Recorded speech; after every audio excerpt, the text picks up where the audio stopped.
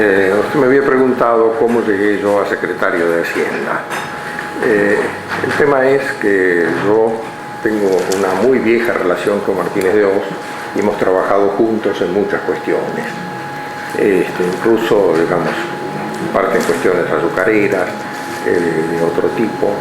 Hicimos trabajos juntos de diverso tipo. Había una relación de gran confianza. Incluso cuando él era el presidente de Hacienda, yo le escribía las memorias de Hacienda. Es decir, había una relación de extrema confianza. Cuando Martínez de Oz fue ministro por primera vez en 1963, me nombró a mí jefe de asesores, que en esa época era un cargo como un secretario de programación, porque el esquema del Ministerio de Economía era mucho más reducido, después se amplió, pero en esa época había menos secretarios, menos subsecretarios, o sea, yo tenía acceso al ministro y manejaba un montón de cosas. Bueno, tuvimos un periodo muy corto, unos 4 o 5 meses, y resolvimos un montón de problemas. Entonces, como ya tenía este antecedente, y Martínez de Oz, además, no nos olvidemos que a él le comunican que va a ser ministro muy poco antes. Él estaba cazando en África, en una mano. Yo en febrero del 76 estaba en Punta del Este y pensaba siempre, pobre al que le toque arreglar todo este balurdo, ¿no? Y una parte que fea me tocó a mí, nunca lo pensé. Pero vino todo muy de golpe, digamos. A mí me comunicó que iba a ser funcionario una semana antes. Y evidentemente la relación de confianza es muy importante porque había que hacer muchas cosas en poco tiempo y si ahí un ministro no conoce a sus colaboradores no puede trabajar, ¿no es cierto? Entonces este es un poco el motivo. Digamos, Martínez de Oz nombró en su equipo toda gente que él más o menos conocía y algunos se los acerqué yo y otros se los acercaron por otro lado porque había que hacer un equipo en una semana, no es fácil, ¿no? ¿A quiénes le acercó usted? Bueno, a quienes le acerqué a Fraguío, le acerqué yo en Comercio Exterior, a DIS, no del todo, él ya estaba, pero yo se lo recomendé también en el Banco Central, no sé quién más ahí le acerqué, pero en general lo ponía a él y a gente que yo también conocía, ¿no? ¿Usted eligió ser secretario de Hacienda o él le pidió que tomara ese puesto? Bueno, yo no pedí ningún cargo en realidad, le dije a él. Y él me dijo, bueno, yo tampoco pedí ningún cargo, pero si yo voy, mis amigos me acompañan. Y él me ofreció Comercio, Hacienda. Y yo le digo, mira, sí te voy a acompañar y voy a hacer el sacrificio, porque es un sacrificio, bueno, tomo Hacienda, es más crítico, y donde necesitas un hombre de estricta confianza. Comercio te lo puede hacer otro.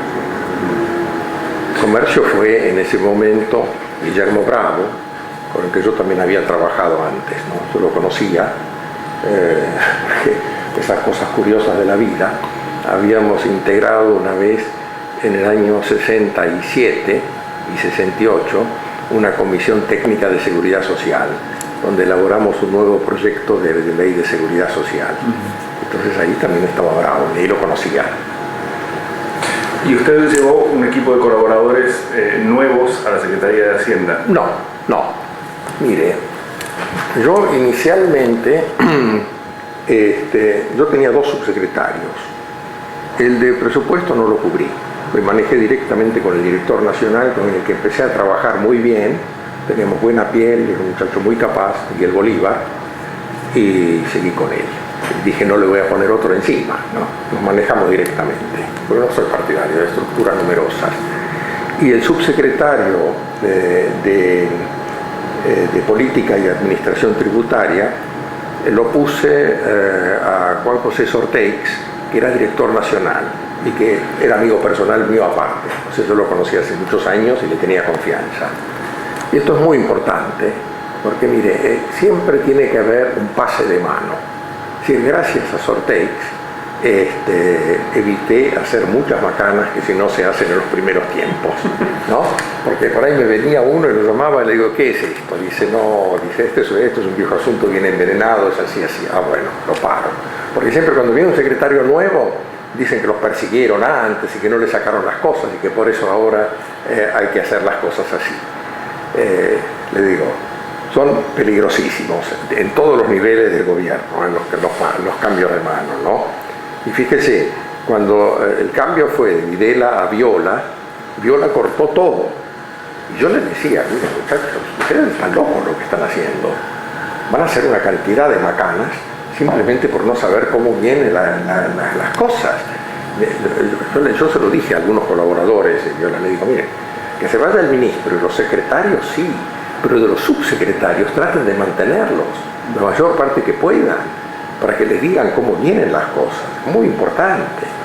Ahora, gracias a eso, a mantenerlo también a Sorteix, yo pude hacer en 3 días una de las mayores reformas impositivas que se han hecho en la Argentina.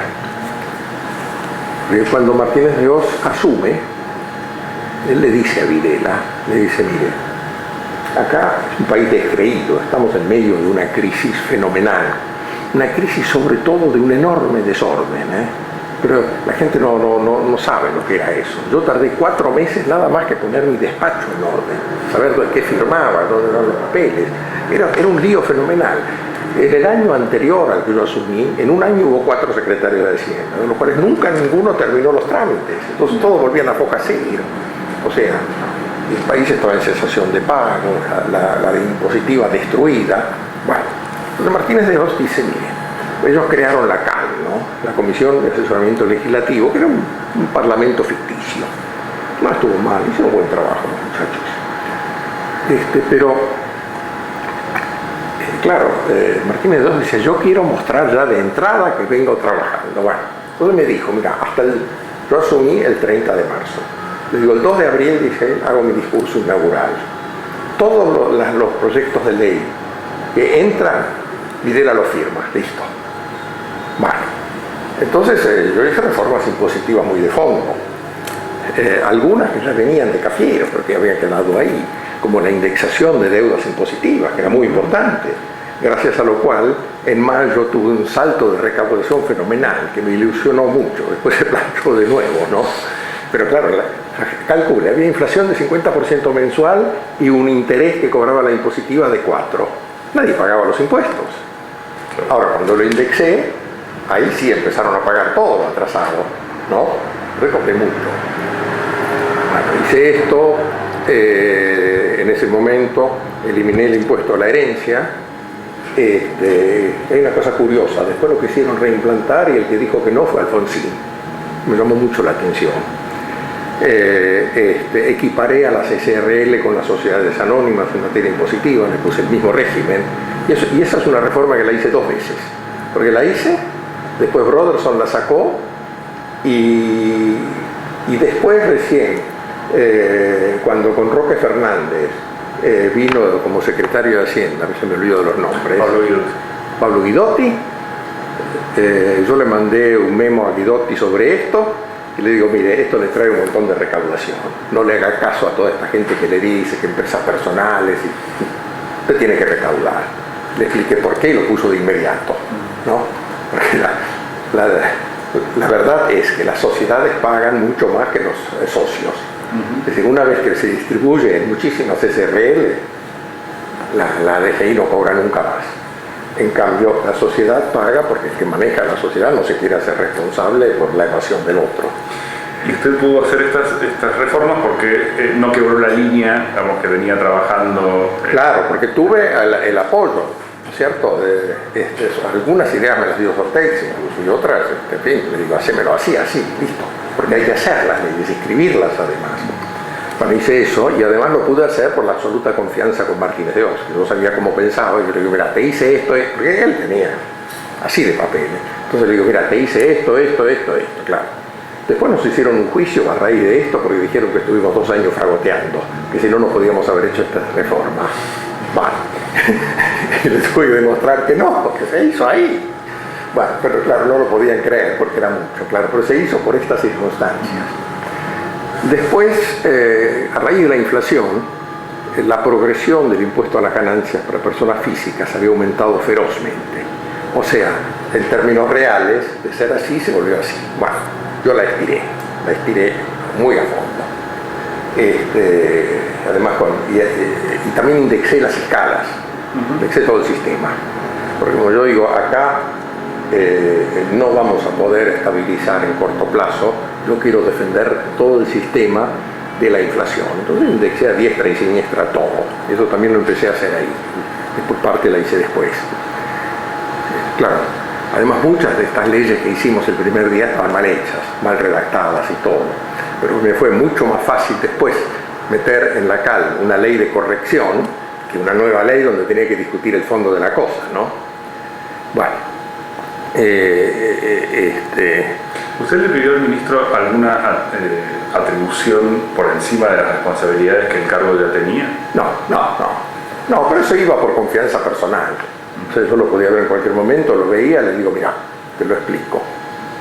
Porque no podía leer todo, un fajo así de cosas. Le digo, la esencia es esto. Y como Martínez de Oso es un tipo sumamente inteligente, capaz de captar la esencia de las cosas, entendió enseguida, ¿no? Además tiene una capacidad de trabajo impresionante, ¿no? Porque así como iba yo, iban los demás. Eran las 12 de la noche y él seguía trabajando, y con toda atención, Entonces, yo le decía en cada ley que era la esencia de las cosas, me decía, ok, estoy de acuerdo. Sí. Y en alguna por ahí me decía, mira, esto cambiado un poco, bueno. Y por eso así hicimos esta primera reforma que dio la impresión ya de un gobierno en marcha, que era muy importante, ¿no? Y aparte me permitió empezar a recomponer la recaudación impositiva, que era importantísimo. ¿Cómo se insertaba ese conjunto de reformas que usted acaba de enumerar en el programa que el ministro anuncia el 2 de abril? Bueno, el programa era muy genérico, ¿no es cierto? Eran grandes ideas, de las cuales algunas se cumplieron y otras no. Y además el programa decía, son generalidades el programa, que si uno lo profundiza muchas cosas se contradicen y otras no se hicieron, ¿no? Esto es así, él también lo nombraron y bueno, haga un programa. Bueno, tomó más o menos las ideas que estaban en boga en el momento y las puso, o sea, pero lo mío estaba dentro de la línea, ¿no? ¿Usted tiene información de por qué lo eligieron a Martínez de Oz y no algún otro? Sí, fueron varios. El que más se movió para ser ministro fue Álvaro Alzogaray, pero ellos pensaron, es muy conflictivo. Después lo consultaron a Danilo Pastore, y Danilo Pastore tiene esa personalidad más académica, no lo convenció. Y al final llegaron a Martínez de Oz. Y le digo por qué. Primero porque él había hecho un buen papel en su primer ministerio, cosa que era muy recordado. Y después, porque es un hombre con una enorme capacidad de compromiso, de transacción. Es la característica de él. Era muy difícil este gobierno, porque era un gobierno con fuerzas armadas, donde todos pensaban distinto, y que había que consensuar ideas permanentemente con gente muy diversa. Es decir, esto no era un partido político que venía ya de un origen con ciertas ideas. No nos conocíamos. Escúchame, yo ni siquiera hice el servicio militar, a los generales les decía coronel y así, confundía a todos, no tenía la menor idea, no los conocía a los militares. Y de todos estos militares, al único que lo conocía es a Viñones, que en ese momento, el 24 de marzo, no pinchaba ni cortaba, porque estaba por ahí. Y a Viñones lo conocía porque era cuñado de un muy buen amigo mío. Entonces, en fiestas familiares de mi amigo, ahí lo vi, pero esa gente que usted ve en el montón, charla un rato y se va para otro lado. Pero además no conocía ninguno. Bueno, además me costó bastante comprenderlos. Y tenían ideas muy difusas, porque el lío del gobierno peronista, con un Perón viejo primero y después con Isabel, se trasladó a toda la sociedad. Creó una confusión general de ideas, ¿no es cierto? La gente estaba absolutamente confundida y las Fuerzas Armadas también. Nosotros, pues en las Fuerzas Armadas hicimos docencia. Yo hice muchísima docencia, sobre todo en la CAL. Y al final eran más ortodoxos que yo, esto es lo más gracioso, ¿no? Me bochaban las cosas mías porque decían, no, esto no puede ser, tiene que ser así. O sea, ideas de unidad de caja, de costo fiscal, ¿no? Bueno. Entonces, usted decía, llegaron a Martínez de Hoz y consideraban que era una persona, digamos, confiable por su capacidad de trabajo, en términos de experiencia anterior. Y además nosotros teníamos alguna noticia de que también había una preocupación por la desocupación y que de alguna manera... No, eso desde ya, que siempre la tenían los militares. Y ellos decían, todo desocupado es un guerrillero en potencia, lo cual no está del todo equivocado, ¿no? Y fue una política de plena ocupación que se hizo, por lo cual no se pudo estabilizar, tan simple como eso. Ajá. O sea, el objetivo de la plena ocupación siempre estuvo por encima del objetivo de estabilizar. Si hubiéramos hecho política de estabilidad, como lo quería Alzogaray, tal vez hubiera sido mejor, pero hubiéramos tenido inicialmente una suba de la desocupación feroz, que en ese momento, plena lucha contra montoneros y toda esta gente, no se podía hacer, ¿no? Y después seguimos, fíjese, nosotros llegamos al final de nuestra gestión, en los años 79 y 80, con una tasa de desocupación del 2%, no del 20% como ahora, del 2%. ¿Qué significa eso? Fue una locura, fue sobreocupación. Las empresas mandaban a un conchavador a la salida de la otra fábrica, y cuando salían, a los que conocía, bueno, decía, vení, ¿querés trabajar en esta fábrica? Te pagamos más. Con lo cual subían los sueldos permanentemente. No, una locura. Pero bueno, el concepto era ese. ¿Y esa era una preocupación, digamos, por la desocupación compartida entre los militares y ustedes? Bueno, lo aceptamos y además era lógica en ese momento, era lógica. Había, o sea, lo que llamaban la subversión, yo llamo terrorismo, era una cosa muy extendida, era una cosa mucho más extendida de lo que la gente cree. Mire, el fiscal Juan Martín Romero Victorica, que hizo toda la investigación sobre Firmenich, donde escribió como 25 tomos. Yo siempre le digo que haga un libro resumido, pero él dice que como es fiscal no puede por la justicia. Bueno, y él me dijo que lo que él calculó, que el terrorismo tenía 15.000 hombres activos, armados, y otros 30.000 de apoyo, 45.000. Y después muchos más así sueltos, que por ahí los ayudaban por simpatía o algo. O sea, eran ejércitos, ¿no es cierto? Bueno. Usted mencionaba hace un momento que el programa anunciado el 2 de abril era un conjunto de ideas relativamente genéricas, sí. Digamos, más bien una manifestación de la posición, digamos, sí, antes que un conjunto de medidas. ¿Qué factores en la historia económica del país habían inspirado ese conjunto de ideas que se anunció? Mire, yo le diría que eso era más o menos el ideario del establishment empresario. Respondía eso. Reflejaba el ideario del establishment empresario. Más o menos, que era por eso era hasta contradictorio en muchas cosas, pero reflejaba básicamente eso. Cosas que no se cumplieron, ahí también se hablaba de estabilidad y todo, no, nosotros lo que hicimos fue administrar la inflación, o sea, convivimos con una inflación de 130% anual durante largo rato, no fue fácil, ¿no? ¿Y cuál fue la política fiscal, no la impositiva que usted ya acaba de mencionar, sino la política fiscal, digamos, que se siguió respecto de las jurisdicciones provinciales en el periodo inicial de la gestión? Bueno, ahí la idea era también ponerlos en caja, y ahí nos ayudó mucho Arguindegui. El tema era Al principio venían todos los gobernadores, que eran generales, y me patoteaban para sacarme plata, ¿no? Recuerdo una vez que vino Bussi como gobernador de Tucumán y vino con una cantidad de monos armados ahí, en una mesa grande, me puso todas las armas y todo, como para decir, bueno, acá yo estoy con todo el poder. Entonces un día le digo a Arguindegui, le digo, escúcheme, esto no va, esto me patotean, tienen el respaldo del poder político que son los militares y yo no puedo manejar esta situación. Entonces él me dice, mire, vamos a hacer otra cosa, me los manda a mí. Y yo voy a hacer contacto de mis funcionarios con los suyos para que me aporten todos los datos.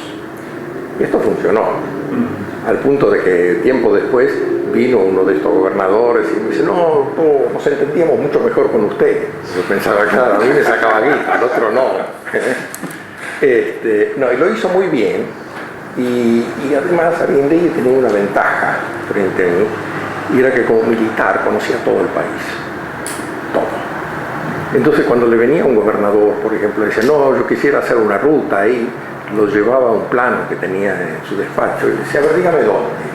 Acá. Dice, pero ese va al campo de fulano, se lo pidió fulano, ¿no es cierto? El otro lo podía Colorado, ¿no? Es decir, pero aparte yo le pedí a alguien de ahí que te controle los nombramientos de personal a esta gente, que no puedan poner más, prácticamente se los congeló, los hizo bajar. Y pues fue muy duro, fue muy prolijo en ponerlos en orden, obligarlos a traer información, y se hizo una gran tarea de ordenamiento de finanzas provinciales, ¿no? Pero fíjese, en esa época, con la ciudad de Buenos Aires y todo, tenían unos 800.000 empleados. Bueno, ahora son 1.200.000. ¿No? Y ya eran muchos, ¿eh? O sea, con 400.000 alcanzaba. Entonces, cuando usted hace ese acuerdo con Arguindegui, la Secretaría de Hacienda le proveía al Ministerio del Interior los criterios con los cuales tenía que distribuir los recursos de participación. Sí, la dirección de presupuesto tenía ahí un hombre que le daba todo, y él había puesto uno ahí en el Ministerio del Interior, entonces hablaban entre ellos, le daba todos los datos, y cuando venía un gobernador tenía una planilla, tenía la cosa, pero claro, tenía el imperativo, porque él era general, primero de brigada y después de división en actividad. Y los gobernadores que venían eran generales o almirantes retirados, ¿no? Bueno, y yo tengo una buena relación con él. Mire, le cuento una anécdota nomás. En Entre Ríos, estaban por hacer ahí la ciudad de Federación, porque al hacer Salto Grande, la vieja ciudad de Federación se inundaba, entonces querían hacer una nueva. Bueno, y eso venía de antes, seguía marchando. Un día me viene a ver don César Polledo, que era el presidente de la Cámara de la Construcción, y me dice, mire, yo quiero construir, ese es mi oficio, lo hago. Dice, pero esto es un disparate sin abuela. Me contó lo que era ese proyecto, que era un disparate total que habían hecho. A los arquitectos, como usted los deja solos, ahí empiezan a explayarse. Bueno, entonces lo llamé a Arguindegui y le digo, mira, acá hay esto. Y hicimos una reunión, y gracias a eso redujimos todo el proyecto a la mitad. En realidad lo que yo quería y lo que me aconsejó, pues yo dice, miren, dele unos mangos a cada uno y listo. Que cada uno se vaya donde quiera, no haga una ciudad artificial. Pero ahí el gobernador se plantó, que no, que había que hacerla, que estaba prometido. Bueno, después me acuerdo cuando ese gobernador se fue, se terminó Federación y vino un nuevo gobernador, dice, yo no sé para qué hicieron esto, es un lío tan grande ahora, le hubieran dado la plata a la gente. Digo, bueno, por ahí empezamos. Pero quiero decir, había esa colaboración, y ahí nomás, esto fue un ahorro para el país de más de $100 millones, ¿eh? O sea, no era poca cosa. Y en muchas otras cosas colaborábamos así, y las provincias se pusieron bastante en orden, ¿eh? Bastante. El único que recibía más era Bussi en Tucumán, por la cuestión de que ahí tenía la guerrilla en el monte y él quería mostrar todo lo que hacía. Bueno, y gracias a eso después fue reelegido gobernador 18 años después, ¿no? Ahora, entonces eso quiere decir que la ley de coparticipación que estaba vigente en ese momento quedó suspendida. Siguió, tal cual, no la modificamos. Pero las cuotas de hecho eran distribuidas... No, se siguió igual, solo que por ahí había estos aportes aparte, ¿no es cierto? Okay. Le podían dar, eso siempre, ahora se llaman ATM, en esa época tenían un nombre distinto, no, pero siempre hubo así un fondito para darle más a uno o a otro. ¿Y ese fondo lo manejaba usted? No, lo manejaba Interior.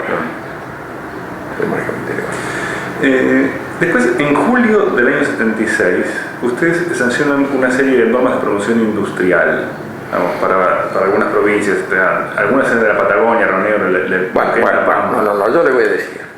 La ley de promoción industrial venía de antes, la hizo Gelbart. Fue una ley muy generosa,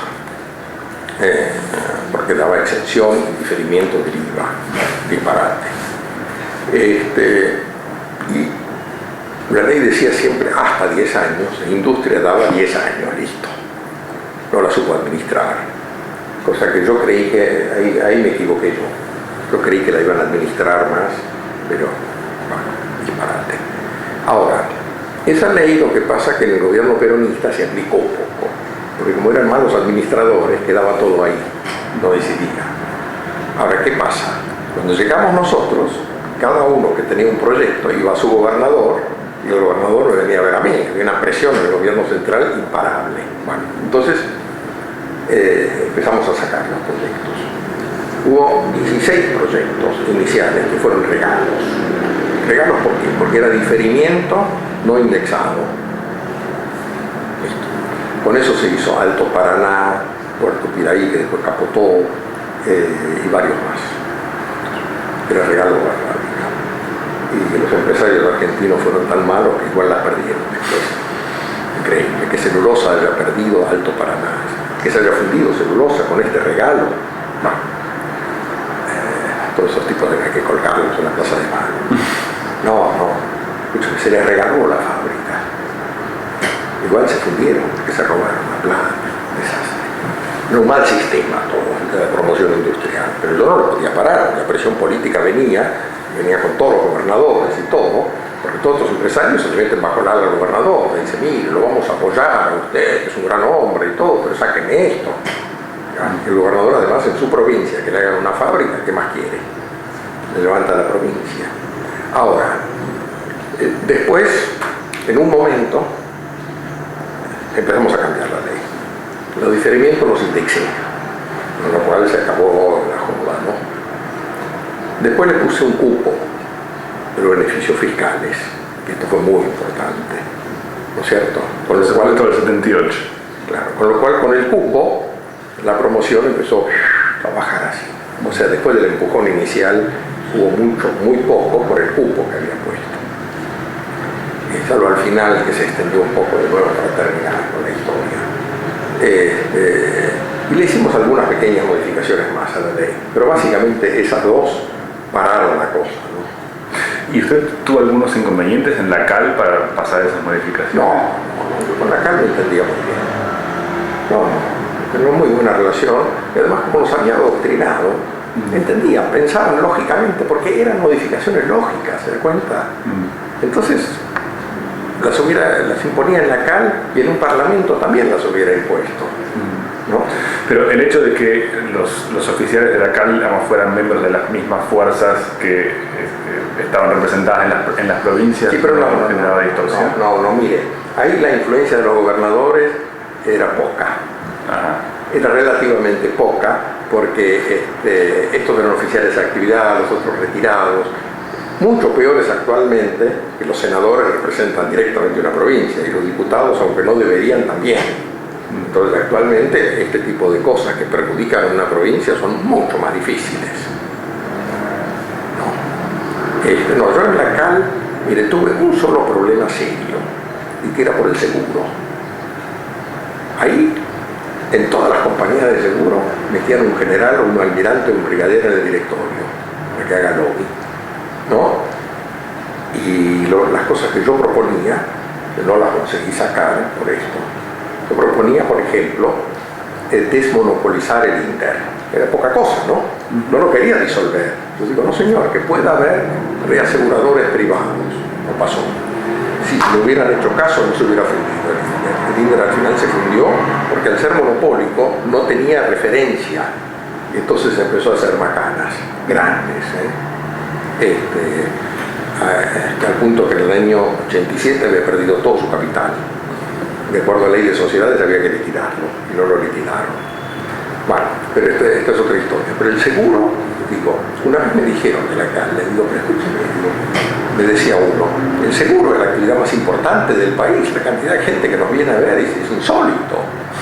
Después me decía otro, pero escúcheme, ¿es usted contra el país? No, soy yo contra los intereses de estos atorrantes, digo, yo represento a los usuarios del seguro.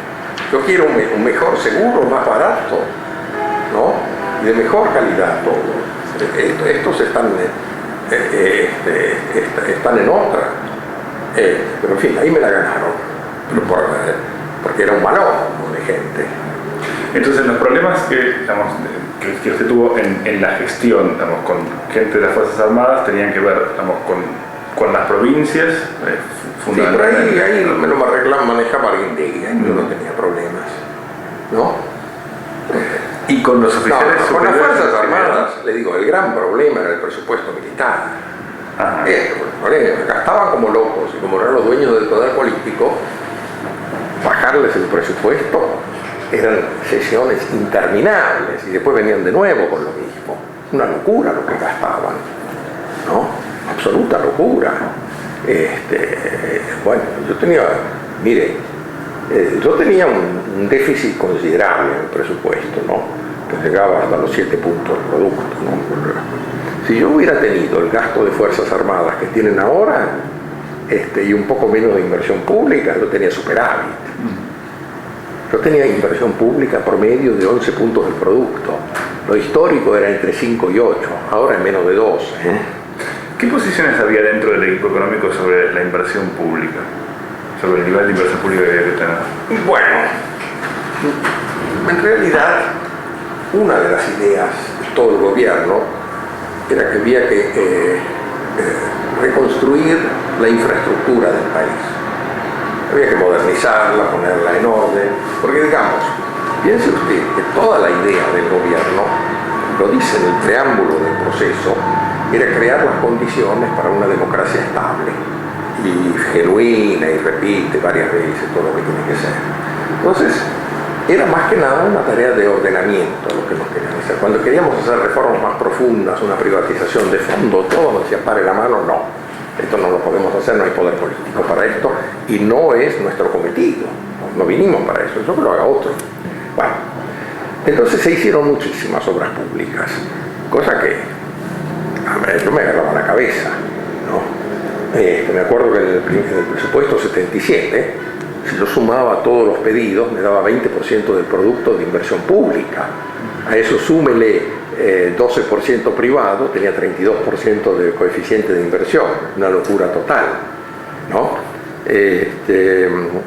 Bueno, yo me acuerdo ahí que todavía expuse ante la Junta, porque todos querían mucha inversión, ¿no? Le digo, miren, yo recibo todos estos pedidos y todos tienen razón, pero la suma de las razones es una gran sin razón. Bueno, entonces, y después, a fines del 76, se incorporó al equipo Manuel Solanet, y esta fue mi salvación. Solanet es un hombre sumamente inteligente y de pensamiento prolijo y cuidadoso. Es especialista en proyectos, además, en estudio de proyectos de inversión.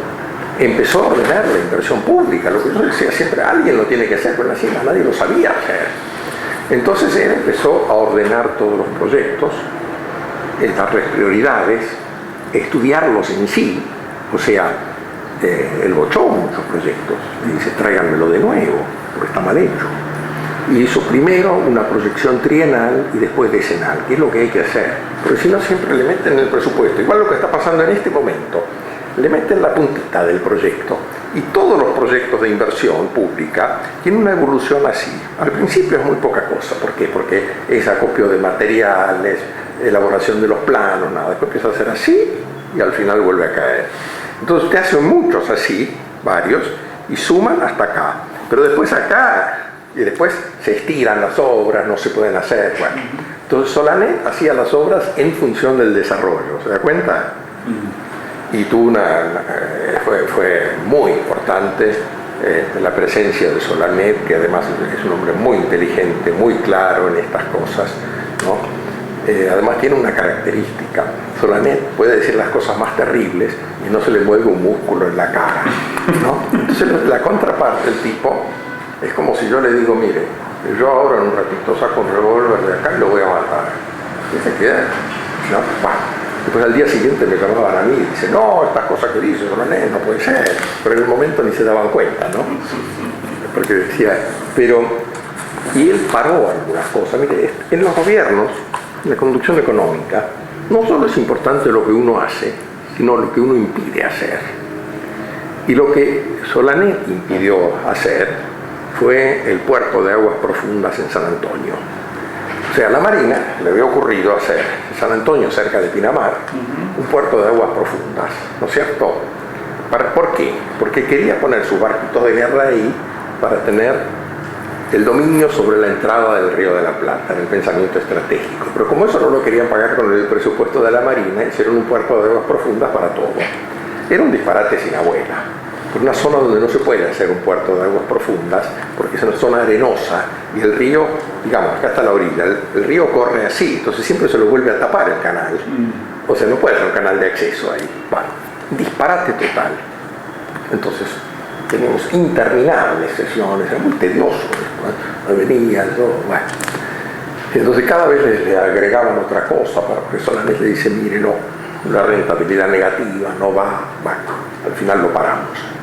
Pero lo paramos buenamente con argumentos, porque, digamos, cuando uno los obliga a ir al plano técnico, ahí no hay bravuconada, no hay nada, ¿no? Tienen que dar los números. Y así muchas otras cosas, donde Solanet tuvo una importancia enorme en las inversiones, ¿no? Por eso que con este ordenamiento de inversiones conseguimos otra cosa también, que los proyectos se hicieran en tiempo y forma, no hubiera demoras. Mire, Raúl Ondarza, uno de los hombres brillantes que tuvo la Argentina, es el que hizo el proyecto del Chocón prácticamente. En nuestra época fue presidente de YPF y después se mató en un avión.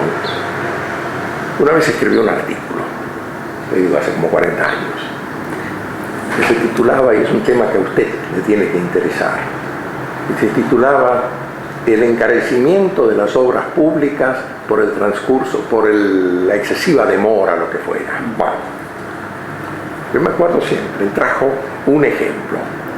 El dique del Nihuí, una obra hidroeléctrica en Mendoza, tardó 17 años en hacerse. Y él calculó que si se hubiera hecho en 2 o 3 años como debió haber sido, con el ahorro de intereses y de todo lo que esto significaba, más el beneficio de la energía producida, se podrían haber hecho 3 Nihuiles con eso. Hoy tenemos el caso de Yacyretá. Yacyretá, cuando se termine, va a estar costando 11.000 millones de dólares. Debió haber costado 3 a 4. Si un privado lo hubiera hecho, costaba eso. Pero no porque se robó, se habrán robado 500.000 millones de dólares. El resto son intereses intercalares, gastos fijos de obra, porque además el contratista, cuando usted le hace un stop and go, tiene que mantener una estructura, eso se llama los gastos improductivos, ¿no? Y eso encarece las obras enormemente. Bueno, en nuestra época, gracias a Solanet, que hicimos sobre todo muchas obras hidroeléctricas, terminamos Salto Grande, Lanicio Banderita, Alicurá y 1000 más en el interior. Todas se hicieron en muy poco tiempo. Pusimos la plata, se hizo la planificación, estaba dentro y se hizo, ¿no? Porque en otras épocas, le digo, a veces la inversión, póngale que eran 8 puntos del producto, pero no eran 8 puntos. Si usted tomaba construcción efectiva, real, eso se reducía a 5 puntos por ahí. Lo nuestro eran 11 y eran 11. Pero, le digo, esto fue muy, muy importante. Y para mí era una satisfacción. Fíjese, cuando yo estuve con Martínez de Osa en el año 63, yo propicié una idea. En ese momento existía el Consejo Nacional de Desarrollo. Yo exactamente esta tarea se la quise dar al Consejo Nacional de Desarrollo. E hicimos un nuevo proyecto de funciones del Consejo y pusimos esto, que el Consejo tenía que revisar todas las inversiones, poner las prioridades, bla, bla, bla. Esto lo había hecho yo de puño y letra. Y después lo sacaron siempre. Bueno, entonces cuando Solanet tomó esto y empezó a hacer esto, le dije, bueno, por fin, uno que lo entendió. Ahora, se fue Solanet y no se hizo más. Y después Yach, en épocas de Cavallo, sacó una ley por la cual hay que hacer planificación de obras públicas. Que tampoco se aplica. No se aplica esto porque la gente, las inversiones se hacen por razón política. El presidente va a un lado, les piden, va a traer votos. Bueno, le doy, no es forma de hacer inversión pública. Es una dilapidación de fondos públicos. Y le digo, y las obras que anuncian ahora en las campañas van a tener un dolor de cabeza a estos tipos que no se imaginan. A más de uno, la baña le va a tener que decir, no, usted el presidente lo entendió mal, no le dijo que le iba a dar tanto, porque no, es distinto. No se puede hacer todas estas cosas que anuncian. No va por esta curva.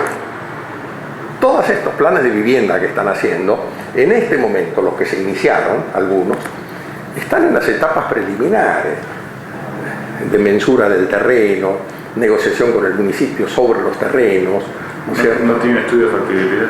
Nada, están haciendo los planos, están haciendo todas las cosas previas. Y en algún caso hacen un poco de acopio de materiales. Pero cuando empiezan a construir en 6 meses, después me cuentan. Díganos, ¿cómo se organizó el proceso de elaboración del presupuesto nacional? Bueno, se hacía como siempre. ¿Sí? Sí. Le pregunto porque nosotros vimos en la conferencia de prensa donde ustedes anuncian el presupuesto del año 77, el ministro y a continuación usted dicen que en realidad habían modificado el procedimiento. Bueno, modificamos mucho la metodología, o sea, digamos, yo modifiqué por cosas, no yo solo, cosas que me traían enormemente la metodología presupuestaria, pero en realidad para adaptarla a lo que es un presupuesto moderno, es decir, no inventé la pólvora, ¿no? Y en muchas cosas seguimos las pautas del Fondo Monetario. Nosotros introdujimos esto de calcular todo en porcentajes del producto, que antes no se hacía. Ajá. Eso lo hizo el fondo, y bueno, y yo lo sabía más o menos, pero me lo enseñaron Tejero y López Murphy, que estaba ahí. De López Murphy yo lo conozco de pichón, y después lo mandé a estudiar a Estados Unidos, a hacer un máster además, 2 años afuera, pero un muchacho muy inteligente. Es muy capaz, claro, por eso lo había traído Tejero, que era el director de investigación y análisis fiscal. Y Tejero nos explicó a todos, y con esto conseguía adoctrinar a los militares, ¿no es cierto? Porque uno de golpe salía, le digo, mire, tal cosa me cuesta 2 puntos del producto, es una barbaridad, no va. Y Arguindegui lo captó y lo entendió, esto es bastante sencillo. Pero con eso, usted sabe de golpe de qué está hablando, pues él está hablando de miles de millones de pesos, nunca sabe cuánto es. En cambio, cuando usted dice es un punto del producto, cuando todo lo que uno sabe que todo lo que es más de un punto del producto es mucho, ¿no es cierto? Y lo que es menos, bueno, hay que mirarlo. Entonces ustedes seguían con la práctica de que Hacienda ponía los límites. Sí, sí. Después recibían los... No, la metodología en sí, la forma de trabajar siguió siendo la misma hasta el día de hoy. ¿Y con las provincias cómo hacían? Bueno, con las provincias mi gente se arreglaba con Arguindegui, listo. Yo me ocupaba poco de eso. ¿Pero las consolidaron en el presupuesto nacional? No, cada uno hacía, igual que ahora, cada uno hacía su presupuesto, después para el Fondo Monetario y todo hacíamos consolidaciones, esa es otra cosa, ¿no? Pero no era un régimen unitario, era federal, cada uno por su lado. O sea, lo único era teníamos que poner en el presupuesto la plata adicional que les dábamos más allá de la coparticipación. Y ahí había 2 fonditos, uno y después el FDR, que era el Fondo de Desarrollo Regional, que era para proyectos de inversión que afectaran a más de una provincia. ¿Y eso cómo se distribuía? Lo distribuía a interior también. Y yo discutía globalmente la cifra. Pero no se ocupaba, digamos, la Secretaría de Hacienda de ver qué cosa. Yo no distribuía eso. ¿Por qué en el presupuesto no se incluía una hipótesis de inflación? Sí se incluía, pero lo que pasa es que esto es diabólico. Es diabólico, lo digo por qué. Se ponía una hipótesis de 40% y sabíamos que iba a ser más de 100. Pero si poníamos 100, todo el mundo tomaba eso como pauta y calculaba 200 después. Mire, yo ahí luché por otra cosa y ahí no me impuse. Me ganaron mis colegas y todo, que decían que no, que yo quería hacer un presupuesto indexado, es decir, hacerlo en moneda del año anterior y cada trimestre aumentarlo de acuerdo al índice de precios del trimestre anterior. Esto hubiera sido mucho más honesto, ¿no? Pero Toria Martínez me dijo, mirá, esto que vos proponés es medio raro, qué sé yo, se te escapan los gastos, todo. Le digo, no, porque si no me meten todos la mula. Cuando yo a un tipo le hago un presupuesto con 40%, el tipo sabe que va a ser 100, y entonces me mete gastos por todos lados para tener un colchón para poder absorber. Y reasignar. ¿No es cierto? O sea, mire, en estas condiciones inflacionarias, yo en el fondo yo hice 6 presupuestos, los 5 de mi año y uno para el año siguiente que me fui. O sea, yo cuando llegué no había presupuesto del año. Tuve que ser primero desde el 76, que lo hicimos como pudimos, una porquería. Pero en el fondo, yo le voy a decir, presupuesto en serio, no hice ninguno. Porque por la cifra de inflación se distorsionaba todo. Y mi teoría era, bueno, mientras la inflación se indexa. Martín decía, sí, pero con esto seguís con la inflación. Y digo, bueno, pero es la única forma de hacer un presupuesto honesto. Y donde yo realmente después puedo apretar el gasto real. Si no, es todo mula. Además, yo tenía otro inconveniente que ahora no existe más. Miren, les cuento, en el año 80, cuando ya estaba más tranquilo con el trabajo, me fui a Europa con varios de mis colaboradores. Hicimos 2 estudios, donde yo aprendí mucho. Uno en España sobre presupuesto base cero. Fue una experiencia formidable, sobre todo en el municipio de Pamplona, donde lo habían empleado íntegramente, con un resultado espectacular, y después con otras experiencias más.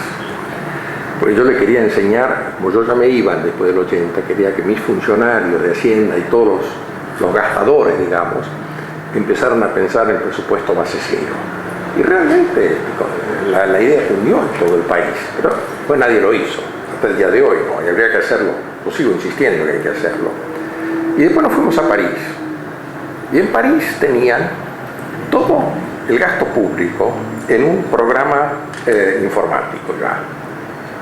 Claro, acá la informática estaba muy atrasada en esa época. O sea, que a los 15 días el ministro de Hacienda y con el que hablé tenía la ejecución presupuestaria. Yo la tenía a los 4 meses, con lo cual no me servía más para nada. Bueno, yo acá los llamé a los de IBM para que me ayuden, que me hagan un programa. Y los de IBM en realidad lo que me dijeron que vendían equipos y nada más. Bueno, así casi se funde IBM, ¿no? Ahora no, ahora IBM vende soluciones. Pero en esa época vendían hardware, listo, fierros. Dice, no, yo les pongo el equipo y ustedes, no. Yo quiero que usted me resuelva problemas. Bueno, lo único que me resolvió IBM, esto al margen, es que me trajo la primera PC primitiva, que era una máquina de escribir con pantalla, ¿no es cierto? Que era como una PC. Con lo cual, el trabajo de las dactilógrafas y de todas estas chicas bajó a la mitad. Es decir, ahí había una cantidad de chicas escribiendo a máquinas, y siempre se iban mucho, porque eran chicas calificadas que se iban para conseguían otro empleo mejor. Entonces, en un periodo de menos de un año se redujo a la mitad y el trabajo salía. Pero la ventaja era que después, como es ahora, es una cuestión normal. O sea, antes un decreto, por ejemplo, me lo traían, yo lo corregía, entonces lo pasaban de nuevo, me metían otros errores, tenía que volver a leerlo. Con la computadora no, con este aparato tampoco, que es una computadora primitiva, ¿no? Bueno, pero si no, aparte de eso, de IBM no saqué nada en limpio ahí, porque eran vendedores de hardware y se quedaron. Por eso IBM casi se funde. Pero a lo que voy,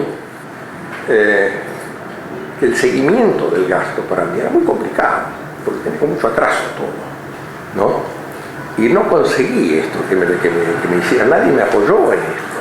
Me venían los franceses son así, son piratas, vienen con un programa y cualquier cosa, ¿no? En la aduana, por ejemplo, los franceses me ofrecieron ponerme un programa informático y me pedían $9 millones. Digo, no, bueno, entonces lo hicimos nosotros solos el programa. Empezamos a poner la informática, lo que después terminó en el programa María, ¿no?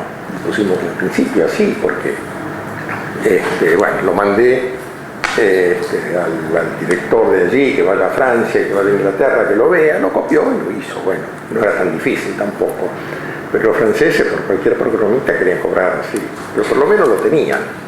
Dentro de la administración pública, ¿qué jurisdicciones eran más complicadas en el seguimiento del gasto para usted? Defensa. Absolutamente. Defensa hacían lo que querían. El presupuesto por programas, que lo implantó Lisiardo en el año 67, no lo cumplían. Entonces hacían bolsa de gastos, uno no sabía lo que gastaban. ¿Y eso incluía fabricaciones militares? Eso era lo peor de todo. Ahí me peleaba con ellos, me odiaban. Ahí no me echaron porque me defendió Videla. Pero el general que estaba ahí, Uri Canet, no me daba la mano.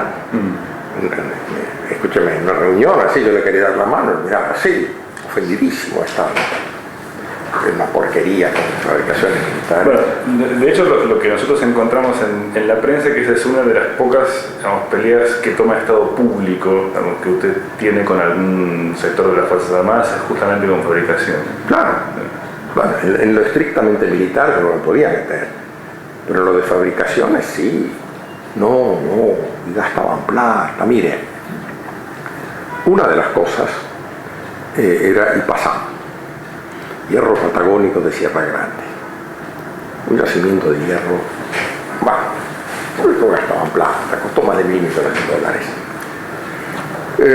Entonces yo me puse a averiguar, claro, como yo conocía a mucha gente.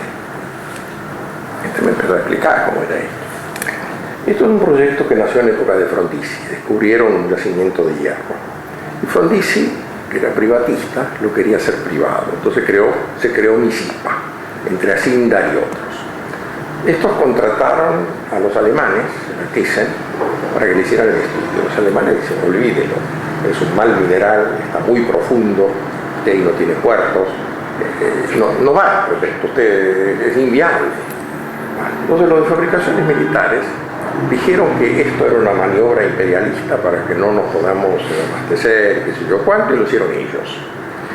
Hicieron una locura, porque además de que era inviable todo, le vendieron cuánto buzón había, ¿no? Y además no coordinaba una cosa con la otra, ¿no? ¿Qué sé? Lo que los tipos habían hecho. Los suecos en su momento, o sea, que la minería, así se hacen el sistema de los ascensores, que es lo clásico.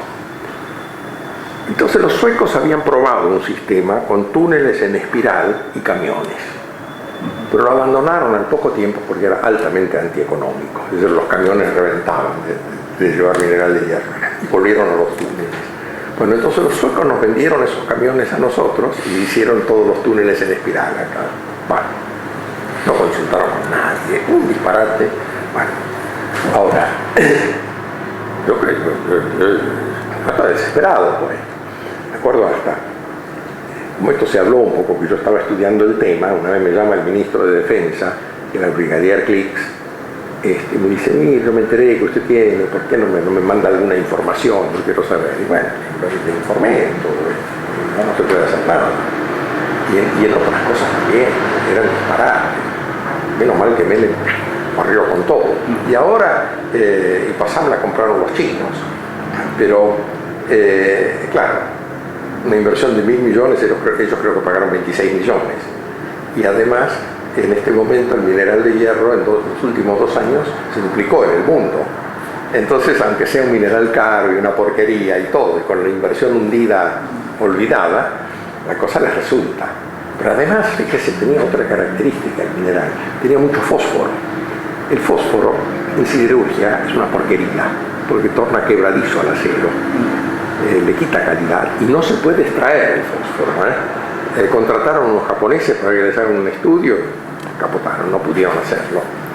Entonces, una cosa cara, mal hecha, para sacar un acero que no sirve. No, y ellos además, pero fabricaciones militares, mire, había otra cosa. En un momento, no suficiente con Somisa, que la estaban teniendo ahí, que faltaba completarla, inventaron Silinsa, siderúrgica integrada, que la querían hacer una nueva planta en Bahía Blanca. Y ahí estaba un general que se llamaba Juan Carlos Uriburu, pero que estaba en una oficina, nada más, y gastaba plata, gastaba más de $1 millón por año en hacer proyectos y cosas, y en cada presupuesto me quería meter de nuevo. Y yo digo, pero escúchame, primero tenemos que terminar Somisa, concentrémonos en eso, ¿no? Bueno, y no, pero hay que hacerlo así, bueno, conseguí pararlo, nada más. Y finalmente, bajo los radicales, cuando ahí en defensa fue un hombre que venía del grupo Fate Aluar, ¿cómo se llamaba esto? Bueno, me olvidó todos los nombres, la disolvió. Yo la quería disolver, no podía, pero le digo, fabricaciones militares causó un daño al país inmenso, pero absolutamente inmenso. Después tenía otro problema también, que me habían dejado. de la época peronista, AECA, que era una fábrica que hacía caños de bronce y de cobre, todas esas cosas, le habían permitido capitalizar el IVA. Estamos todos locos. Si no pagan el IVA, van a fundir a todos los demás del ramo, ¿no? Bueno, lo que me costó sacar eso, lo saqué, una lucha. ¿Pero seguía siendo una empresa privada o había sido absorbida por el Estado?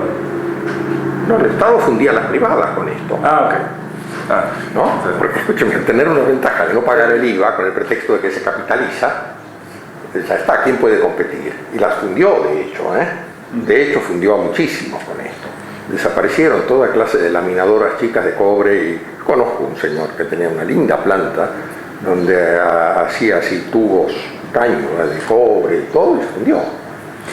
¿Y las empresas públicas le generaban problemas en el presupuesto? Sí, enormes, enormes. Mire, una vez a Guidotti yo le dije, usted es un hombre feliz, no tiene más empresas públicas, no tiene más promoción industrial, y con esto usted puede vivir tranquilo. Entonces él me dijo, bueno, pues tengo algunos otros problemitas, como el ANSES y otras cosas, no vaya a creer. Pero las empresas públicas eran reuniones interminables, eran una gran porquería, ¿no? Bueno, yo tenía dos empresas. Una era el INDER, o empresa, pero estaba ahí. Y la otra era Casa de Moneda. Y Casa de Moneda, ahí me pusieron un comodoro, por una cuestión rara, porque la Casa de Moneda está al lado de la Fuerza Aérea, ¿no? Me pusieron un comodoro, con el que me hice muy amigo, el Comodoro Faraco, que fue un muy buen administrador y me entendí muy bien. Como yo vengo de la industria gráfica, entendía bastante bien el problema. Y ahí bajamos el personal, pero fuerte, y ordenamos la cosa y conseguimos trabajar más o menos bien.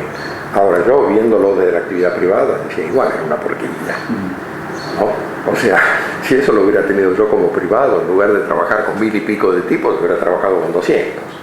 ¿Y en Intel, en IPF? Perdón.